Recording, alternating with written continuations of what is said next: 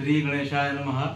आपण जेव्हा पूजेला बसतो तेव्हा श्री गणेशाला वंदन करून आपण सुरुवातीला संध्या करतो आणि संध्या झाली की सकल देवता नमस्कार असतो।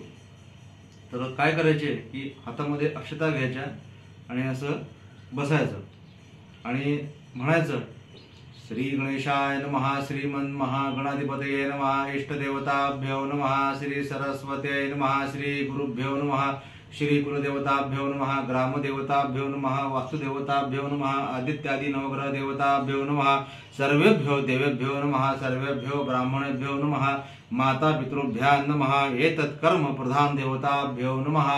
अविघ्नमस्तु सुमुखश्चैककन्दश्च कपिलो गजकर्णकः लंबोदरश्च विघटो विघ्ननाशो गणाधिपा धूम्रकेतुर्गणाध्यक्षो भालचंद्रो गजानना द्वादशैतानि नामानि या पठेत शृणुयादपि विद्यारंभे विवाहे च प्रवेशे निर्गमे तथा संग्रामे संकटे चैव विघ्नतस्य न जायते।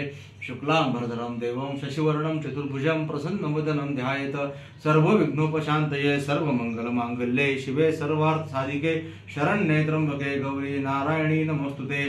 सर्वदा सर्वकार्येषु नास्ति तेषां मंगलं येषां हृदयस्थो भगवान् मंगलायतनं हरि। तदेव लग्नं सुदिनं तदेव ताराबलं चन्द्रबलं तदेव विद्याबलं देवबलं तदेव लक्ष्मीपते ते गृहयुगं स्मरामि। लाभस्तेषा जयस्तेषा कुतस्तेषा पराजया येषां इन्दुवरस्या मूर्धयस्थो जनार्दनाः। विनायकं गुरु भानु ब्रह्म विष्णु महेश्वरान् सरस्वती प्रणवाद्यो सर्वकार्यार्थ सिद्धये अभीष्टितार्थ सिद्ध्यर्थो पूजितो यः सुरासुरे सर्वविघ्न हरस्तस्मै गणाधिपतये नमः।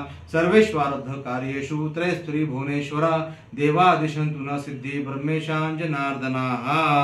त्यानंतर हातातल्या अक्षता देवावरती व्हायच्या आणि नमस्कार करायचा। धन्यवाद।